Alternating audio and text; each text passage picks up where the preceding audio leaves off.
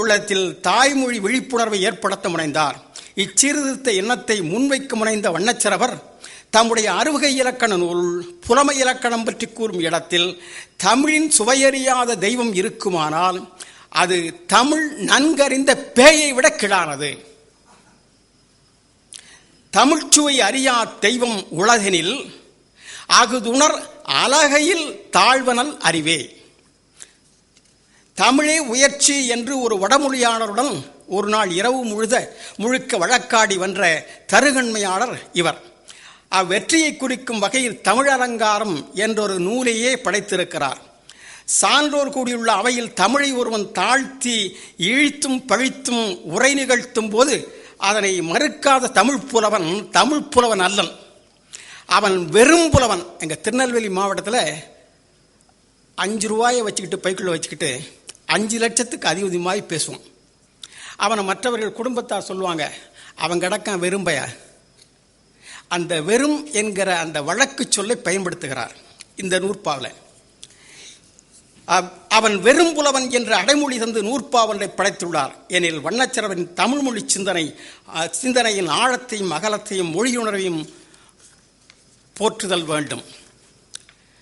தமிழ்மொழிக்கு உயர்மொழி தரணியில் உலகென்று வெகுளியேற்றிருப்போன் வெறும்புலவோனே. இது அறுவகை இலக்கணத்தில் வருகிற நூற்பா. இப்படி தமிழை முதன்மைப்படுத்தி பேசியிருக்கிறார். அடுத்ததாக 4வது கருத்தாக ஆங்கிலேயரை எதிர்த்தல்.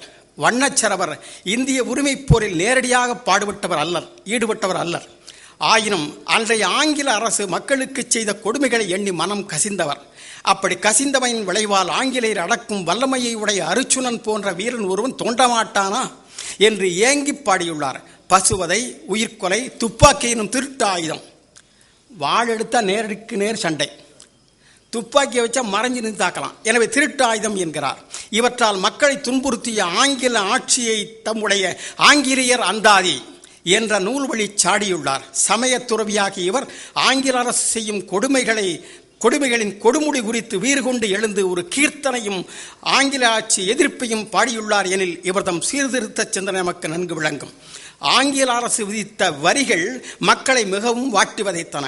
இதனை எண்ணி நெஞ்சுருகிய வண்ணச்சிரவர் எதுக்கெல்லாம் வரி சொன்னாங்க, வரி விதித்தார்கள் என்பதை சொல்கிறார். ஈனமலி கழுதைக்கும் நாய்க்கும் இறைகுளர்க்கு மானம் அணுவளவேனும் இல்லா கொடு வஞ்சர் என்று கொதித்துரைத்தார். இப்படிப்பட்ட வன்கொடுமைகள் நடைபெறும் நாளில் நான் வாழுமாறும் அவற்றை காணுமாறும் என்னை இந்த தெய்வம் செய்துவிட்டதே என்று ஆங்கிலேயர் அந்தாதிலே பாடிக்கொள்கிறார். வண்ணச்சிரவர் வாழ்ந்த காலச்சூழலை அவர் நம் கண்முன்னே கொண்டு வந்து அந்த சூழலையை கண்முன் கொண்டு வந்து காட்சிப்படுத்துகிறார். அதற்கு ஒரு எடுத்துக்காட்டு. இவர் ஒரு கீர்த்தனை பாடியிருக்கிறார். 30-35 பாடல் கொண்ட கீர்த்தனை நூல். அதிலே ஒரு கீர்த்தனை. அந்த காலத்திலே நம் தமிழ் மக்கள் எப்படி இருந்தார்கள்?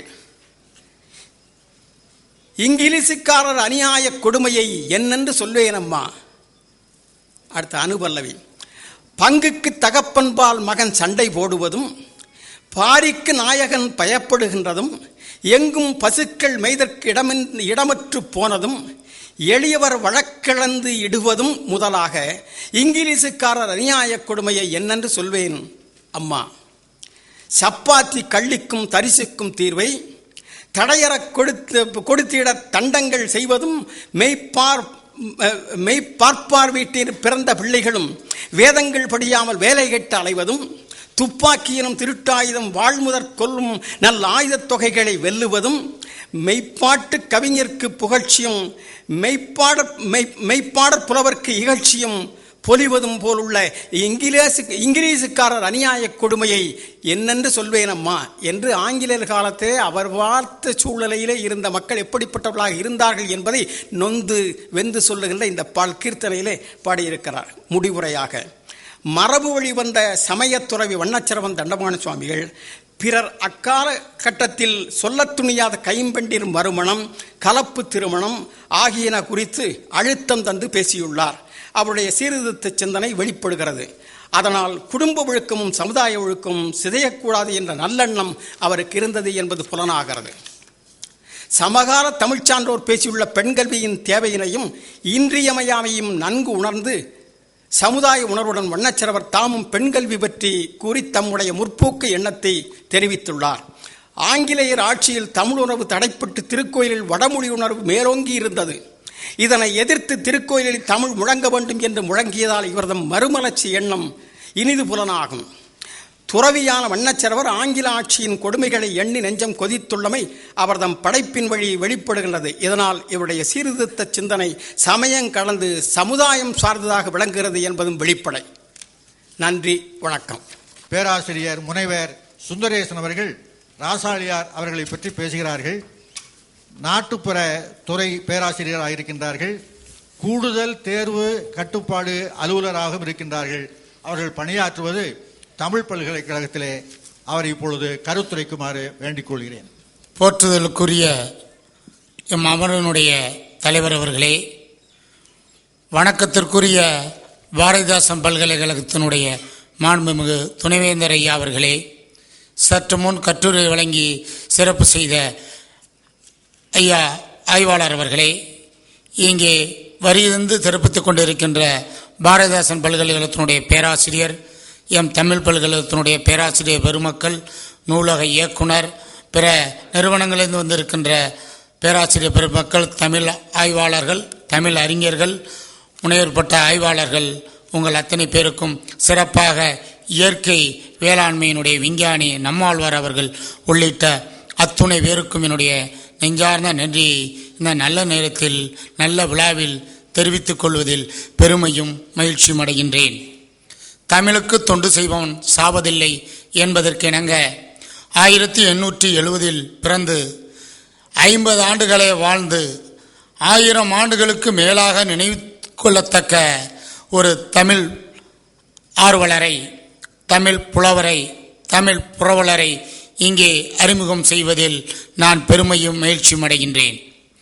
தமிழ் பெரும் புலவரும் புரவலரும் செந்தமிழ் காவலருமாக விளங்கியவர் அரிதுவாரமங்கலம் வா. கோபால்சாமி ரகுநாத ராஜாளியார்.